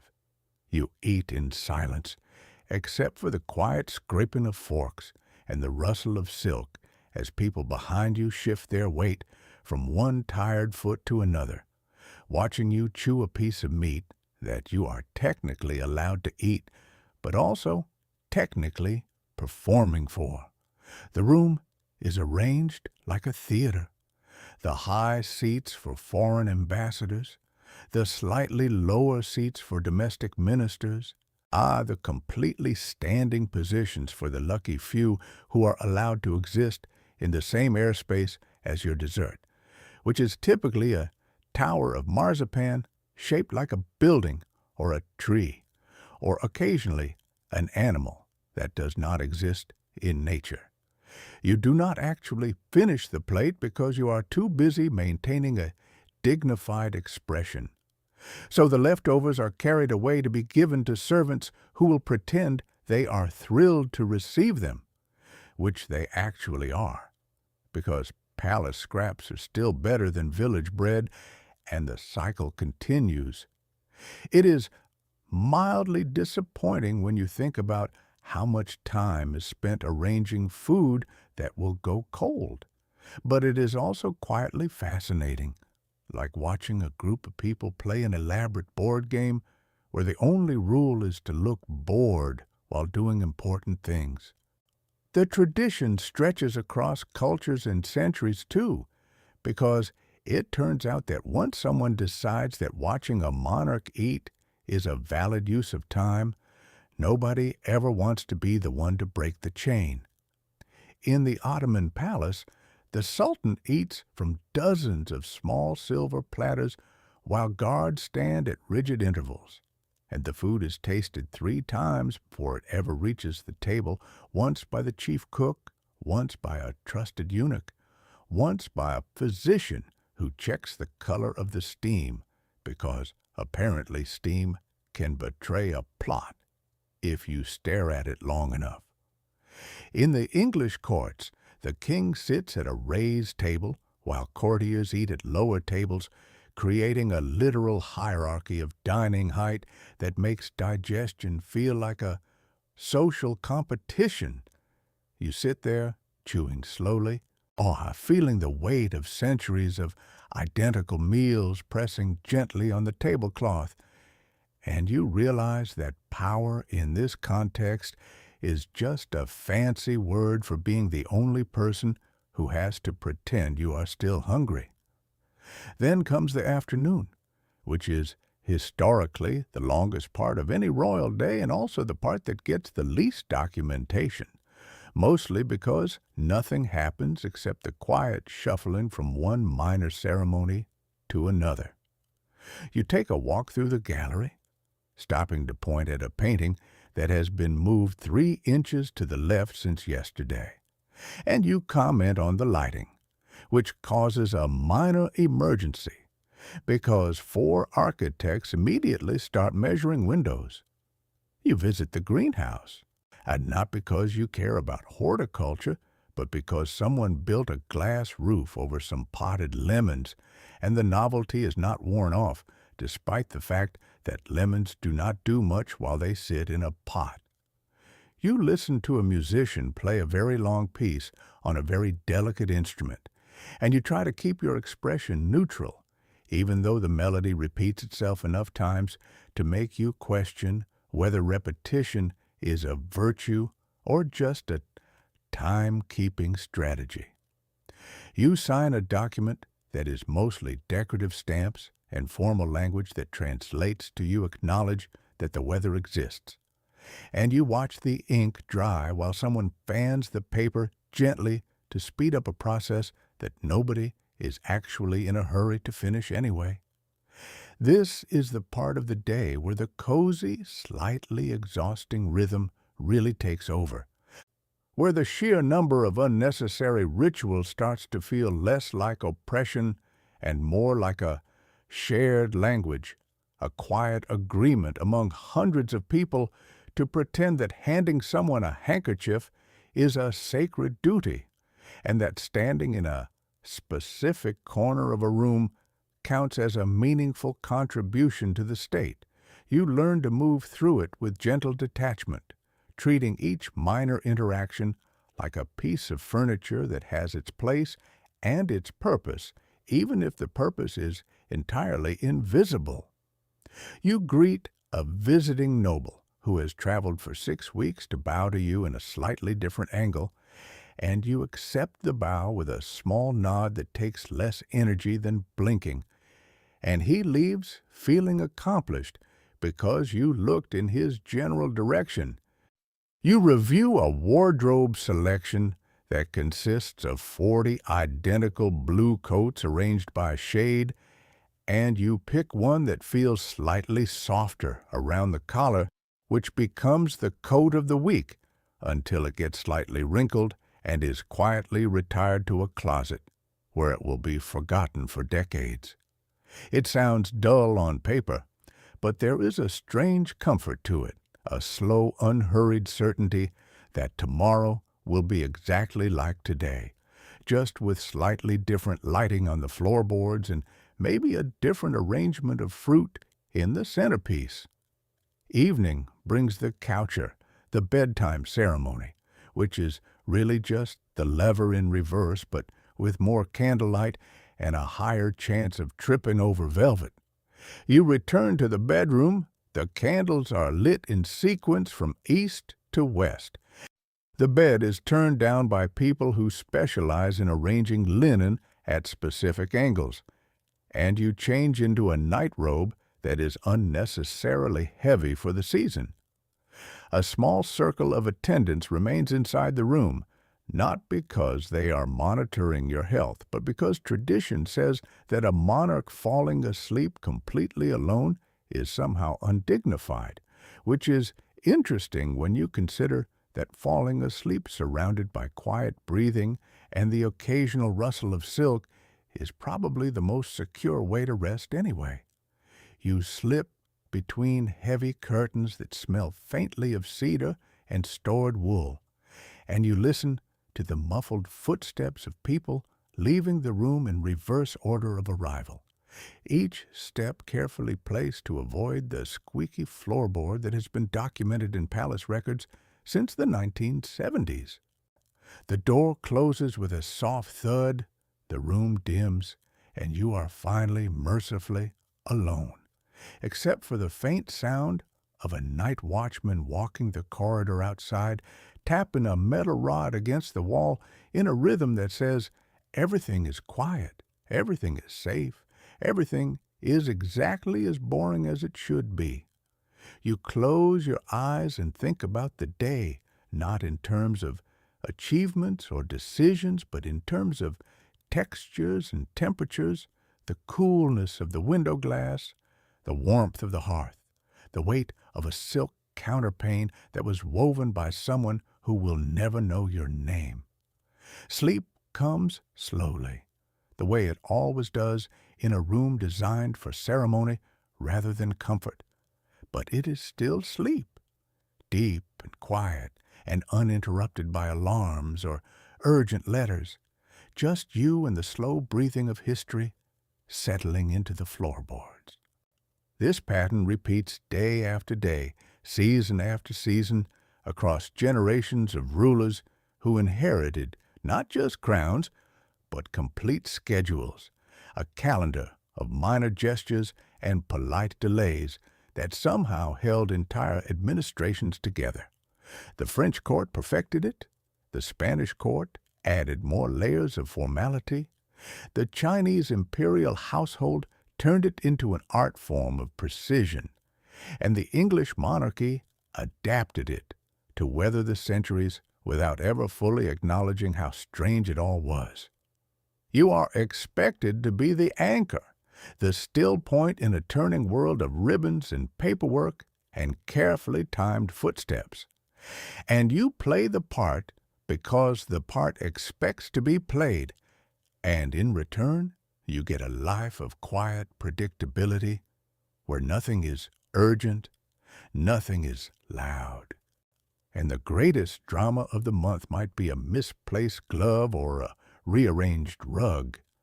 It is not glamorous, but it is undeniably cozy in the way a well-worn blanket is cozy, full of familiar threads and predictable patterns, offering comfort precisely because it asks nothing of you except to be present. The obsession with order naturally bled into the way powerful people spent their free time, which was often just as structured and mildly disappointing as their official duties, mostly because they were trained to approach every single activity as if it required a manual.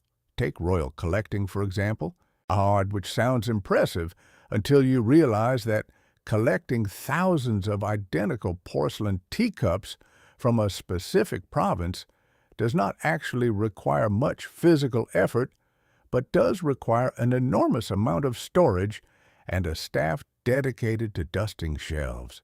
Emperors and kings would commission entire wings of their palaces just to house collections of natural history items, like pressed butterflies arranged by color gradient, or rocks sorted by mineral composition, or shells displayed in glass cases labeled in handwriting so neat it looks printed.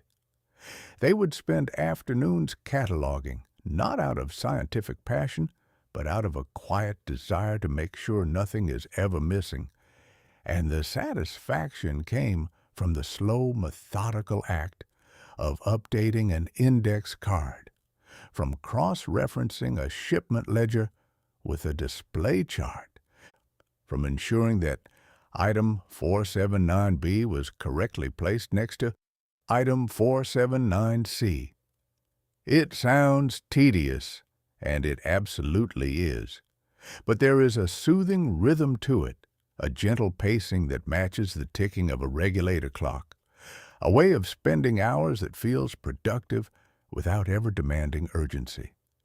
The Habsburgs were particularly fond of miniature models, commissioning tiny armies carved from wood and metal, tiny houses with functioning doors, tiny streets arranged in perfect perspective, all displayed in locked cabinets where they could be admired during the slow walk to the dining hall.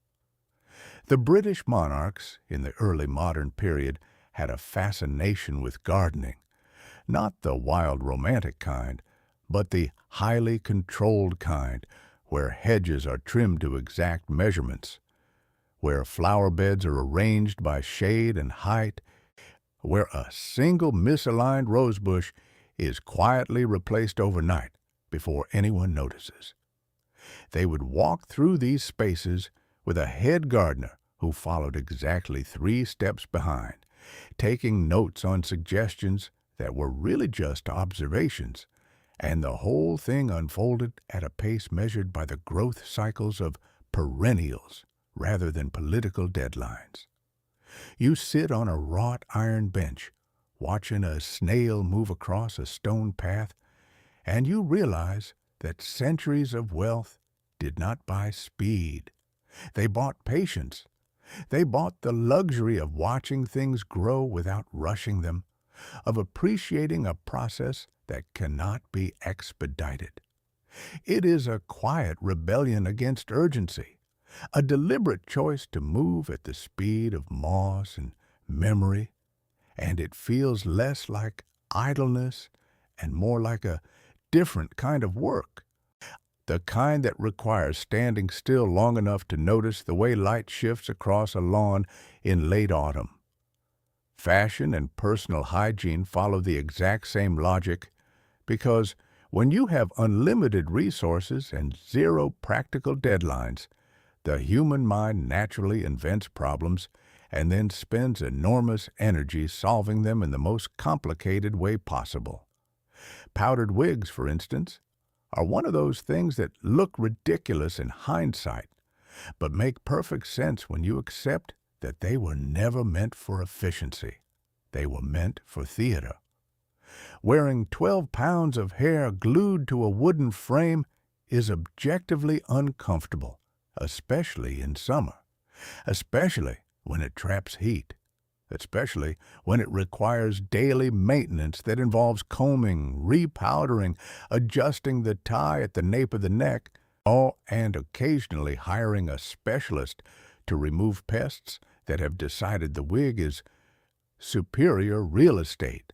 But it also creates a buffer between you and the world, a literal barrier of fabric and starch that forces people to keep a respectful distance, that makes sudden movements awkward, that turns simply turning your head into a slow, deliberate rotation. You walk through corridors with your posture slightly adjusted to compensate for the weight, your steps measured to avoid tripping over embroidered shoe buckles that catch on rugs, your voice slightly lower because you are speaking through a collar that rises to your chin and reminds you with every breath to enunciate gently. It is exhausting, yes, but it is a familiar exhaustion, like wearing a uniform that you have learned to move in without thinking, like carrying a weight that eventually becomes part of your center of gravity. The court adapts around these choices, creating spaces that accommodate stiff fabrics and wide hats, designing chairs with high backs to support rigid posture, scheduling meetings at times when the light does not wash out the carefully applied rouge.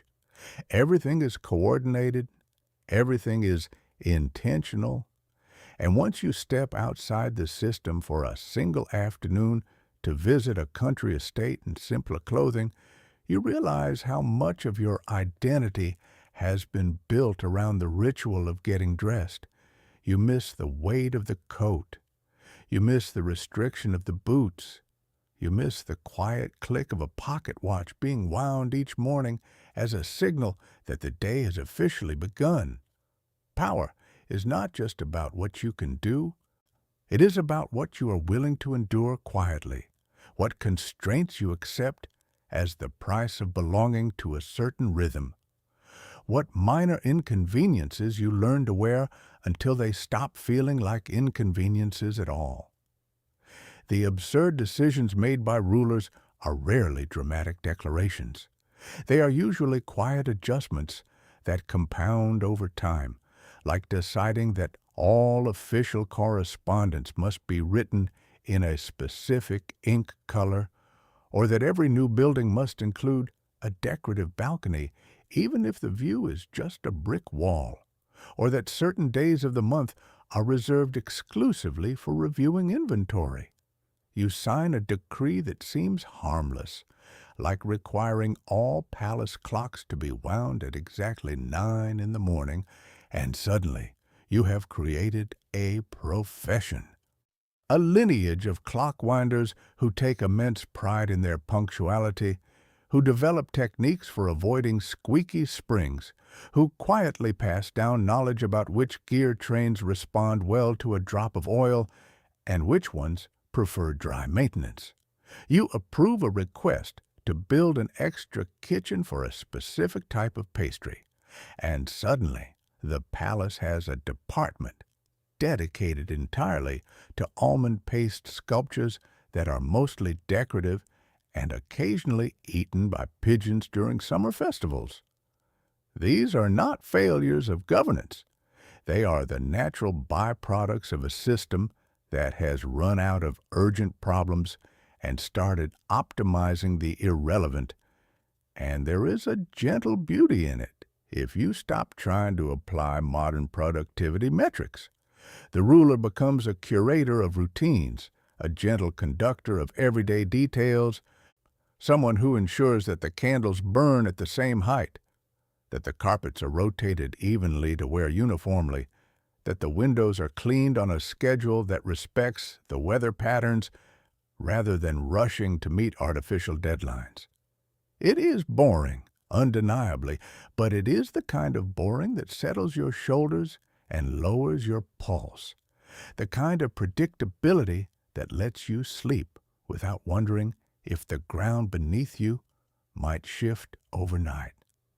You move through these decades, then centuries, then lifetimes, and the only real change is the slow replacement of one generation of attendants with another.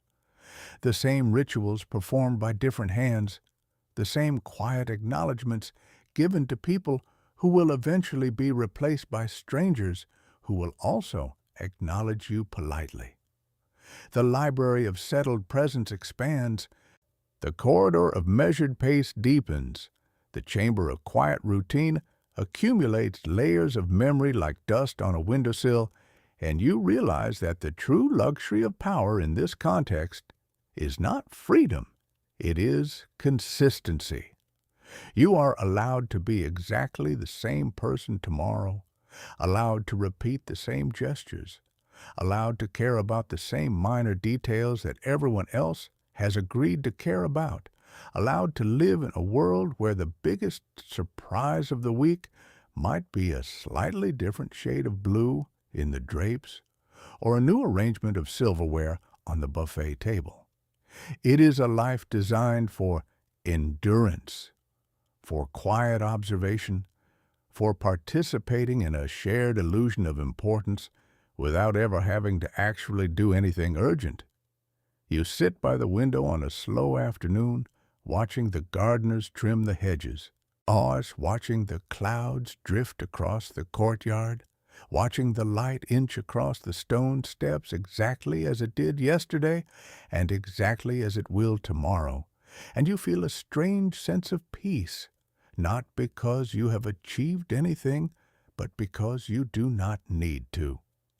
The machine runs itself. The routines sustain themselves.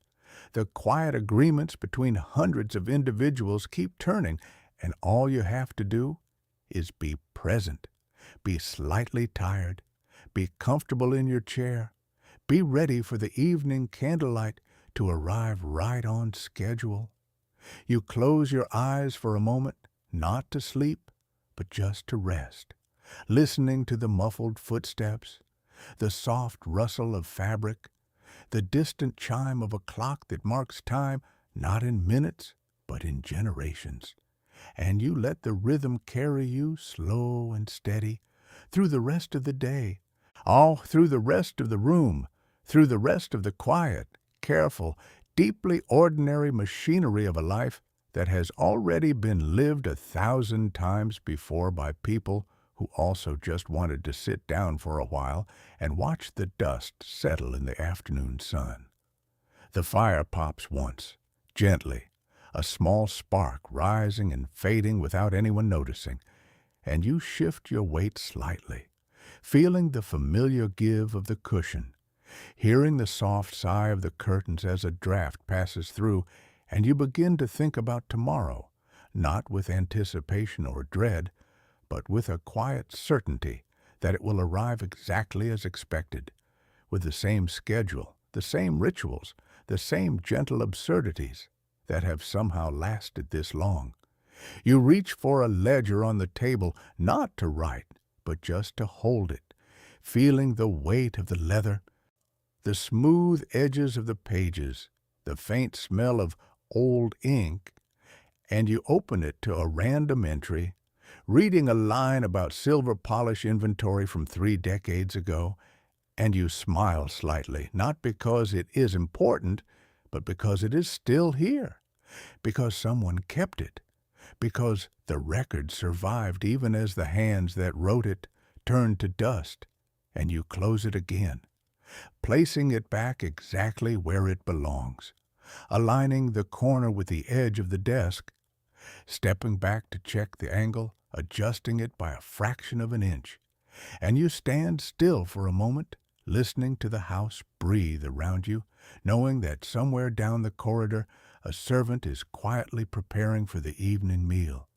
that the kitchen staff is counting spoons, that the chamberlain is reviewing the seating chart for tomorrow, that the whole delicate machinery is winding itself up for another rotation, and you feel completely settled, completely undisturbed, ready to rest for a while before the next set of minor, beautiful, perfectly unnecessary tasks begins again.